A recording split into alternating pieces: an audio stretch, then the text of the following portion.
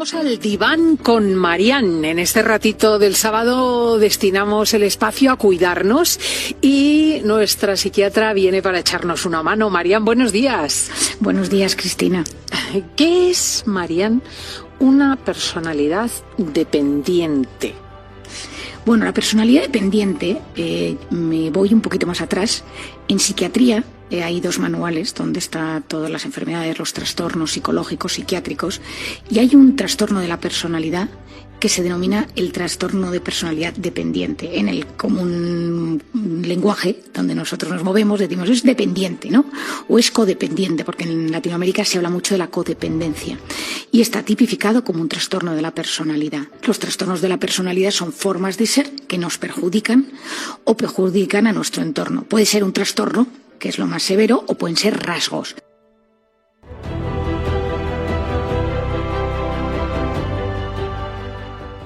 ¿En qué consiste el trastorno de la personalidad dependiente o sumisa? Son personas que les cuesta muchísimo tomar decisiones. Aunque sean decisiones muy pequeñas, tiene que consultarlas constantemente. Necesita que otros asuman la responsabilidad en los diferentes y los principales temas de su vida. Tiene dificultades para expresar que no está de acuerdo con los demás.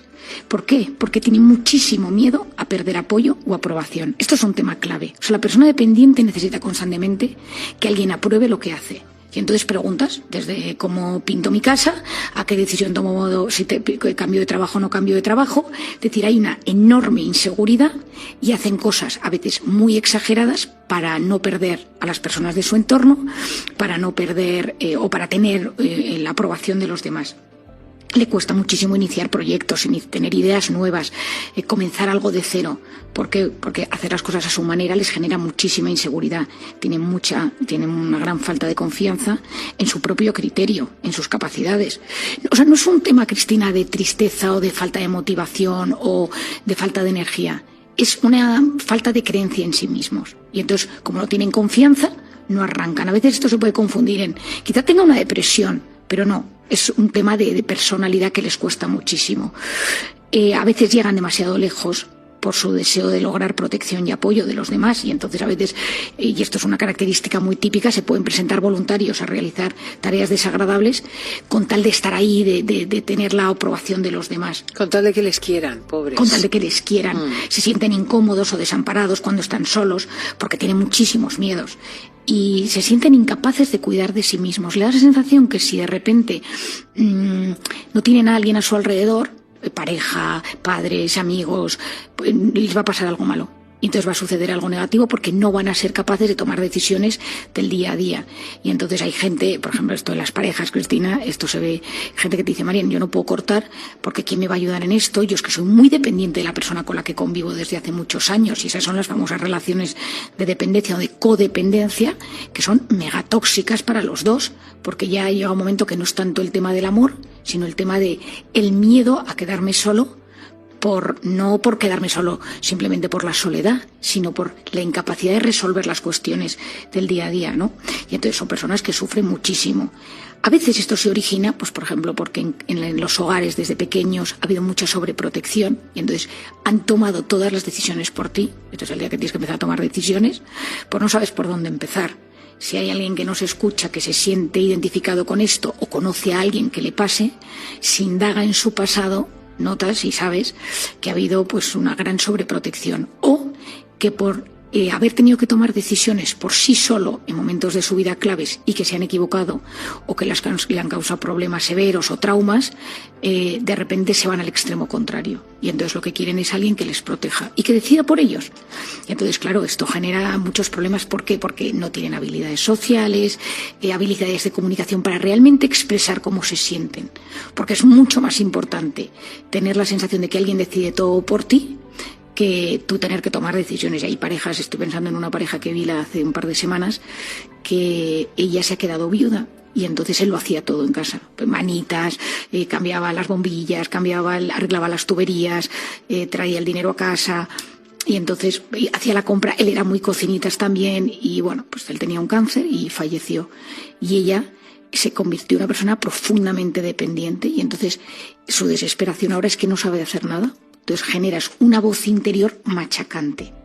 porque tú tienes un momento dado, maximizas todo lo malo que haces y todo lo bueno que hacen los demás y minimizas tu potencial. Es decir, tú no eres capaz de ver lo bueno que tienes, solo ves lo que los demás valen y tú te consideras súper pequeño. Esto se trabaja muchísimo en terapia, Cristina.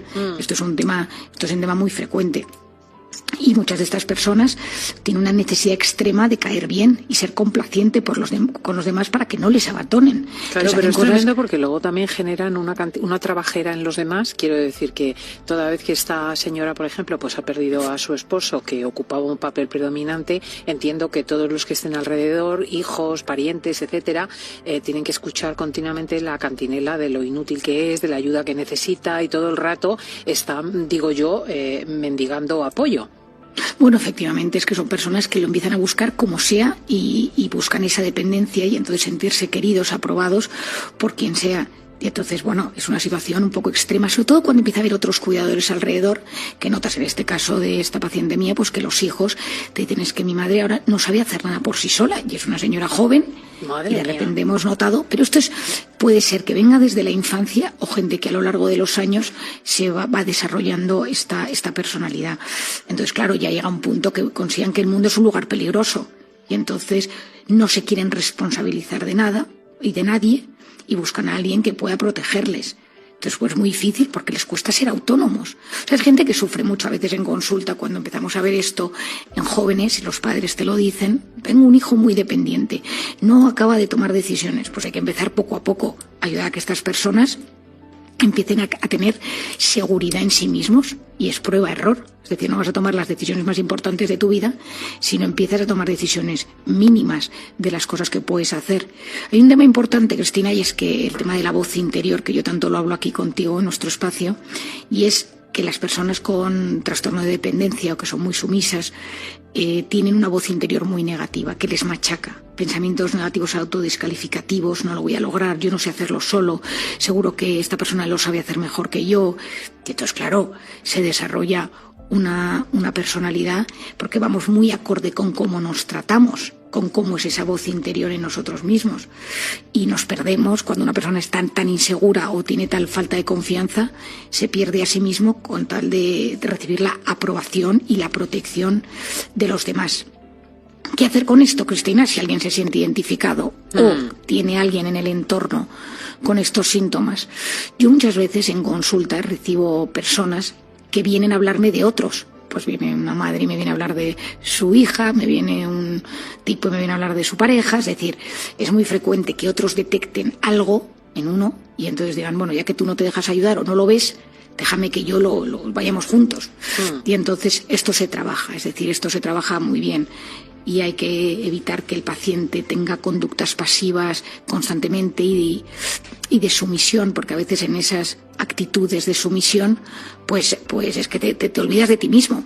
Esto es muy típico. Pero es curioso, o sea, ¿tú crees que estas personas tienen que ir a terapia con su cuidador?